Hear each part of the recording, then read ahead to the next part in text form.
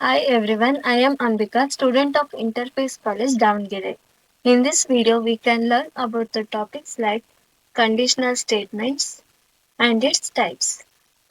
Conditional statement ನಾವು decision making ಇನ್ C ಅಂತಾನೂ ಸಹಿತ ಕರಿತೀವಿ. Usually in C the sequential based execution takes place. C ಅಲ್ಲಿ ಏನಾಗುತ್ತೆ ಅಂದ್ರೆ ಸೀಕ್ವೆನ್ಷಿಯಲ್ ಬೇಸ್ಡ್ ಎಕ್ಸಿಕ್ಯೂಷನ್ ಅಂದ್ರೆ ಲೈನ್ ಬೈ ಲೈನ್ ಎಕ್ಸಿಕ್ಯೂಷನ್ ಆಗ್ತಾ ಹೋಗುತ್ತೆ. Now, sometimes we need to change this order. In that cases, we use the conditional statement. ಕೆಲವೊಂದ್ಸತಿ ನಾವೇನ್ ಮಾಡುತ್ತೆ ಈ ಆರ್ಡರ್ನ ಚೇಂಜ್ ಮಾಡ್ಬೇಕಾಗುತ್ತೆ. ಆ ಸಂದರ್ಭದಲ್ಲಿ ನಾವು ಕಂಡೀಷನಲ್ ಸ್ಟೇಟ್ಮೆಂಟ್ ನ ಯೂಸ್ ಮಾಡ್ತೀವಿ ಅಂತ ಹೇಳ್ತಿದ್ದೀನಿ. When we use conditional statement, the condition based execution takes place. ನಾವು ಕಂಡೀಷನಲ್ ಸ್ಟೇಟ್ಮೆಂಟ್ ನ ಹಾಕಿದಾಗ ಅಲ್ಲೇನಾಗುತ್ತೆ ಸೀಕ್ವೆನ್ಷಿಯಲ್ ಬೇಸ್ಡ್ ಎಕ್ಸಿಕ್ಯೂಷನ್ ಆಗಲ್ಲ, ಅದ್ರ ಬದಲು ಕಂಡೀಷನಲ್ ಬೇಸ್ಡ್ ಎಕ್ಸಿಕ್ಯೂಷನ್ ಆಗುತ್ತೆ ಅಂತ ಹೇಳ್ಬೋದು. Next, there are 3 types of conditional statement. Conditional statements ಅಲ್ಲೂ ಸಹಿತ 3 ಟೈಪ್ಸ್ ಇದೆ. ಫಸ್ಟ್ ಬಂದು if statements, if else and if else if ladders. First step ಬಂದ್ಬಿಟ್ಟು ಇಫ್ ಸ್ಟೇಟ್ಮೆಂಟ್ ಅಂತ. ಇಫ್ ಸ್ಟೇಟ್ಮೆಂಟ್ ಯಾವಾಗ ಯೂಸ್ ಮಾಡ್ತೀವಿ ಅಂತ ನೋಡ್ತಾ ಹೋಗೋಣ. When we think only about truth place, not bother about falsing, in that cases we use the if statement. If statement ಯಾವಾಗ use ಮಾಡ್ತೀವಿ ಅಂತ ಅಂದ್ರೆ ನಾವು ಟ್ರೂತ್ ಕೇಸ್ ಬಗ್ಗೆ ಅಷ್ಟೇ ಯೋಚನೆ ಮಾಡ್ತಿದೀವಿ, ನಮಗೆ ಫಾಲ್ಸ್ ಆದ್ರೆ ಚಿಂತೆ ಬೇಡ. ಇದು ಸಿಂಟ್ಯಾಕ್ಸ್ ಬಂದು ಇಫ್ ಆದ್ಮೇಲೆ ನಾವಿಲ್ಲಿ ಕಂಡೀಷನ್ ಹಾಕ್ತಿವಿ, ಆಮೇಲೆ ಅದ್ರದ್ದು ಇಲ್ಲಿ ಯಾವ್ದಾರ ಒಂದು ಸ್ಟೇಟ್ಮೆಂಟ್ ಪ್ರಿಂಟೆಡ್ ಸ್ಟೇಟ್ಮೆಂಟ್ ನ ಹಾಕ್ತೀವಿ. ಇದನ್ನ ನಾವು ಪ್ರೋಗ್ರಾಮ್ ಮುಖಾಂತರ ನೋಡ್ತಾ ಹೋಗೋಣ. ನೋಡ್ತಾ ಇರ್ಬೋದು, ನಾನು ಆಲ್ರೆಡಿ ಪ್ರೋಗ್ರಾಮ್ ಬರೆದಿದ್ದೀನಿ. ಇಂಟ್ ಎನ ಏನಂತ ತಗೊಂಡಿದ್ದೀನಿ, 10 ಅಂತ ತಗೊಂಡಿದ್ದೀನಿ. ಬಿ ನ 20 ಅಂತ ತಗೊಂಡಿದ್ದೀನಿ. ಇಲ್ಲಿ ಅನ್ನೋದಾಕಿ ಇಲ್ಲಿ ಕಂಡೀಷನ್ ಹಾಕ್ಬೇಕು ಅಂತ ಇತ್ತಲ್ವಾ, a is greater than b ಅಂತ ಹಾಕಿದ್ದೀನಿ. 10 ಇಸ್ ಗ್ರೇಟರ್ ದೆನ್ 20. ಇದು ಟ್ರೂ ಆದ್ರೆ ಮಾತ್ರ ಇಲ್ಲಿ ಒಳಗ್ ಬಂದು ಎಕ್ಸಿಕ್ಯೂಟ್ ಮಾಡುತ್ತೆ, ಇಲ್ಲ ಅಂದ್ರೆ ಹಂಗೆ ಡೈರೆಕ್ಟ್ ಆಗಿ ಇಲ್ಲಿ ಹೊರಗಡೆ ಬಂದು ಔಟ್ಪುಟ್ ಏನು ತೋರಿಸೋದಿಲ್ಲ. ಪ್ರೋಗ್ರಾಮ್ ರನ್ ಮಾಡೋಣ.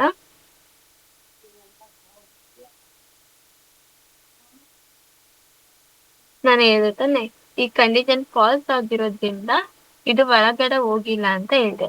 ಅದ್ ಹೆಂಗೆ ಅಂತ ನಿಮ್ಗೆ ಡಿಬಗ್ ಮಾಡಿ ತೋರಿಸ್ತೀನಿ. ಡಿಬಗ್ಗಿಗೆ ಹೋಗಿ ಸ್ಟಾರ್ಟ್ ಅಂಡ್ ಕಂಟಿನ್ಯೂ ಆಪ್ಷನ್ ಹಾಕ್ಬೇಕು.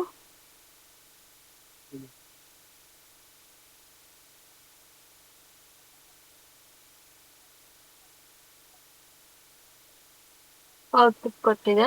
ನಾನು ಇಲ್ಲಿ ನೆಕ್ಸ್ಟ್ ಲೈನ್ ಅಂತ ಕ್ಲಿಕ್ ಮಾಡ್ತೀನಿ. ಆರೋ ಮಾರ್ಕ್ ಏನಾಯ್ತು, ಇದು ಒಳಗೆ ಹೋಗ್ಲೇ ಇಲ್ಲ, ಡೈರೆಕ್ಟ್ ಆಗಿ ಹೊರಗಡೆ ಬಂತು. ಏಕೆ ಅಂದ್ರೆ ಏನಿದೆ ಅಂದ್ರೆ 10 ಅಂತ ಇದೆ. ಅದನ್ನು ಸಮೇತ ನೋಡೋಣ. ರೈಟ್ ಕ್ಲಿಕ್ ಮಾಡಿ ವಾಟ್ ಎ ಅಂತ ಒತ್ತಿದ್ರೆ ನಮಗೆ ಏನಿದೆ 10 ಅಂತ ವ್ಯಾಲ್ಯೂ ಇದೆ ಅಂತ ತೋರಿಸ್ತಿದೆ. 10 ಅನ್ನೋದು 20ಗಿಂತ ಜಾಸ್ತಿನಾ? ಅಲ್ಲ ತಾನೆ. ಅದಕ್ಕೆ ಇದು ಡೈರೆಕ್ಟ್ ಆಗಿ ಹೊರಗಡೆ ಬಂದಿದೆ ಅಂತ ಹೇಳ್ಬೋದು. ಈಗ ನಾನು ಸ್ಟಾಪ್ ಮಾಡ್ತೀನಿ ಡಿಬಗ್ಗಿಂಗ್ನ.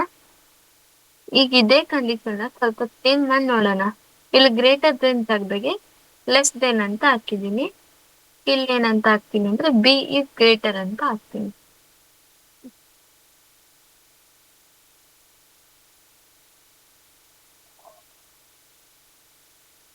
ನೋಡ್ತಾ ಇರ್ಬೋದು ಔಟ್ಪುಟ್ ಏನಂತ ಬಂತು, ಬಿ ಇಸ್ ಗ್ರೇಟರ್ ಅಂತ ಬಂತು. ಇಲ್ಲಿ ಏನಾಯ್ತು, ಕಂಡೀಷನ್ ಫಸ್ಟ್ ಕ್ಲಿಕ್ ಆಯ್ತು. ಎ ಅಲ್ಲಿ ಏನಿದೆ 10 ಇದೆ, ಬಿ ಅಲ್ಲಿ ಏನಿದೆ 20 ಇದೆ. 10 ಅನ್ನೋದು 20ಗಿಂತ ಕಡಿಮೆ ತಾನೆ, ಟ್ರೂ ಆಗಿರೋದ್ರಿಂದ ಇಲ್ಲಿ ಒಳಗಡೆ ಬಂದು ಇಲ್ಲಿ ಪ್ರಿಂಟ್ ಇರುವಂತ ಸ್ಟೇಟ್ಮೆಂಟ್ ಎಕ್ಸಿಕ್ಯೂಟ್ ಮಾಡಿ ಡೈರೆಕ್ಟ್ ಹೊರಗಡೆ ಬಂದಿದೆ. ನೆಕ್ಸ್ಟ್ ಬಂದು ಇಫ್ ಎಲ್ಸ್ ಸ್ಟೇಟ್ಮೆಂಟ್ ಅಂತ. When you think about both true and false cases, in that cases we use if else statement.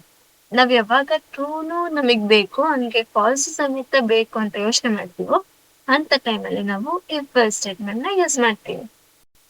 ಇದರ ಸಿಂಟ್ಯಾಕ್ಸ್ ಬಂದು ಫಸ್ಟ್ ಇಫ್ ಅಂತ ತಗೊಳ್ತೀವಿ, ನೆಕ್ಸ್ಟ್ ಕಂಡೀಷನ್ ಚೆಕ್ ಮಾಡ್ತೀವಿ. ಕಂಡೀಷನ್ ಏನಾದ್ರು ಟ್ರೂ ಆಯ್ತು ಅಂದ್ರೆ ಇದು ಒಳಗಡೆ ಬಂದು ಎಕ್ಸಿಕ್ಯೂಟ್ ಆಗುತ್ತೆ ಇಲ್ಲಿ ಬರ್ದಿರುವಂತ ಸ್ಟೇಟ್ಮೆಂಟ್. ಇಲ್ಲ ಅಂತಂದ್ರೆ ಎಲ್ಸ್ ಕಂಡೀಷನ್ ನ ಚೆಕ್ ಮಾಡುತ್ತೆ. ಇದು ಟ್ರೂ ಆಗ್ಲಿಲ್ಲ ಅಂದ್ರೆ ಇಲ್ಲಿ ಇದು ಫಾಲ್ಸ್ ಕೇಸ್ ಅಂತ ಆಗಿರ್ಲೇಬೇಕಾ, ಅದಕ್ಕೋಸ್ಕರ ಇಲ್ಲಿ ನೆಕ್ಸ್ಟ್ ಬಂದು ಎಲ್ಸ್ ಕಂಡೀಷನ್ ಚೆಕ್ ಮಾಡುತ್ತೆ. ಎಲ್ಸ್ ಕಂಡೀಷನ್ ಚೆಕ್ ಮಾಡಿ ಇಲ್ಲಿ ಏನಿರುತ್ತಲ್ಲ ಅದೇ ಔಟ್ಪುಟ್ ನ ಪ್ರಿಂಟ್ ಮಾಡುತ್ತೆ.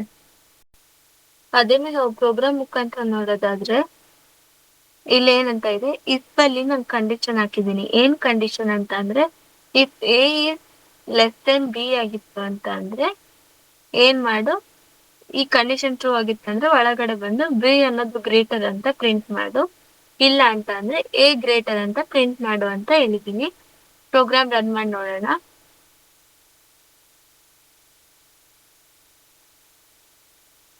ಆನ್ಸರ್ ಏನಂತ ಬಂತು, ಬಿ ಇಸ್ ಗ್ರೇಟರ್ ಅಂತ ಬಂತು. ಫಸ್ಟ್ ಇಲ್ಲಿ ಕಂಡೀಷನ್ ಚೆಕ್ ಆಯ್ತು, ಎ ಅನ್ನೋದು ಲೆಸ್ ದೆನ್ 20 ತಾನೆ. ಈ ಕಂಡೀಷನ್ ಟ್ರೂ ಆಗಿರೋದ್ರಿಂದ ಇಲ್ಲಿ ಒಳಗಡೆ ಬಂದು ಬಿ ಇಸ್ ಗ್ರೇಟರ್ ಅನ್ನೋ ಔಟ್ಪುಟ್ ನ ಪ್ರಿಂಟ್ ಮಾಡ್ತು. ಈಗ ಇದನ್ನ ಸ್ವಲ್ಪ ಚೇಂಜ್ ಮಾಡಿ ನೋಡೋಣ. ಏನು ಇಲ್ಲ, ಇಲ್ಲಿ ಲೆಸ್ ದೆನ್ ಬರ್ಬೇಕು, ಇಲ್ಲಿ ಗ್ರೇಟರ್ ದೆನ್ ಸಿಂಬಲ್ ಆಗ್ತಾ ಇದೀನಿ. ಈಗ ರನ್ ಮಾಡಿ ನೋಡೋಣ.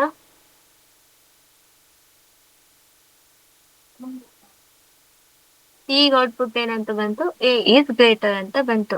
ಅದ್ ಹೆಂಗ್ ಬಂತು ಅಂತ ಅಂದ್ರೆ ಇಲ್ಲಿ A is greater than B, ಏನೇನಿದೆ 10 ಅಂತ ಇದೆ. 10 ಅನ್ನೋದು 20ಗಿಂತ ಜಾಸ್ತಿನಾ, ಇದು ಫಾಲ್ಸ್ ಐತಿ ತಾನೆ. ಫಾಲ್ಸ್ ಆದಾಗ ಈ ಇಲ್ಲಿ ಇದು ಒಳಗಡೆ ಕಂಡೀಷನ್ ಹೋಗ್ಲೇ ಇಲ್ಲ, ಈ ಪ್ರಿಂಟರ್ ಸ್ಟೇಟ್ಮೆಂಟ್ ನ ಪ್ರಿಂಟ್ ಮಾಡ್ಲೇ ಇಲ್ಲ. ನೆಕ್ಸ್ಟ್ ಬಂದು ಎಲ್ಸ್ ಸ್ಟೇಟ್ಮೆಂಟ್ ನ ಪ್ರಿಂಟ್ ಮಾಡ್ತಾ ಇದೆ. ಇದನ್ನ ನಾವು ಡಿಬಗ್ ಮುಖಾಂತರ ನೋಡಿದ್ರೆ ಇನ್ನ ನಿಮಗೆ ಕ್ಲಿಯರ್ ಆಗಿ ಅರ್ಥ ಆಗುತ್ತೆ.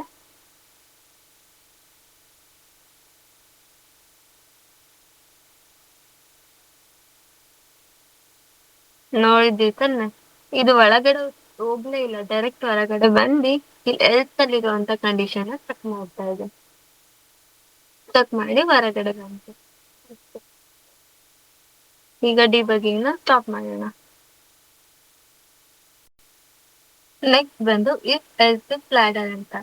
ಇಫ್ ಎಲ್ಸ್ ಇಫ್ ಲ್ಯಾಡರ್ ನ ನಾವು ಯಾವಾಗ ಯೂಸ್ ಮಾಡ್ತೀವಿ ಅಂದ್ರೆ ಮಲ್ಟಿಪಲ್ ಕಂಡೀಷನ್ ಅಂತ ಚೆಕ್ ಮಾಡ್ಬೇಕು ಅನ್ನೋ ಸಂದರ್ಭದಲ್ಲಿ ಇಫ್ ಎಲ್ಸ್ ಇಫ್ ಲ್ಯಾಡರ್ ನ ಯೂಸ್ ಮಾಡ್ತೀವಿ.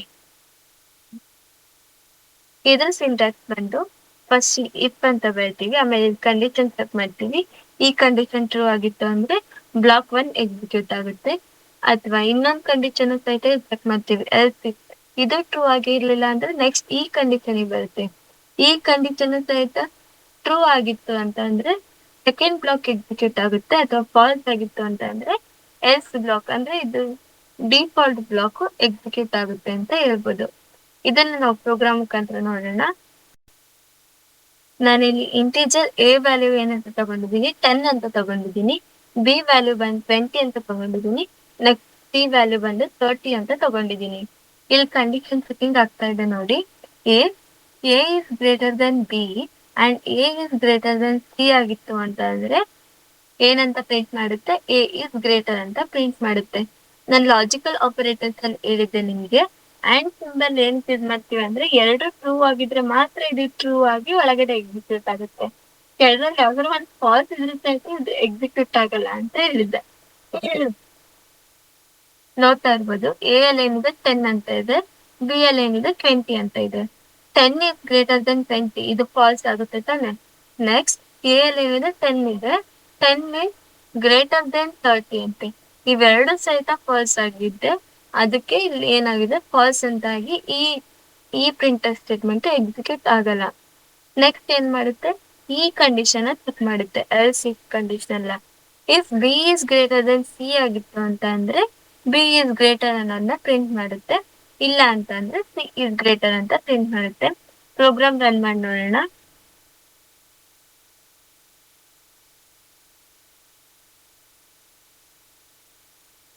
ನೋಡಿದ್ರೆ ಔಟ್ಪುಟ್ ಏನ್ ಬಂತು, ನನಗೆ ಸಿ ಇಸ್ ಗ್ರೇಟರ್ ಅಂತ ಬಂತು.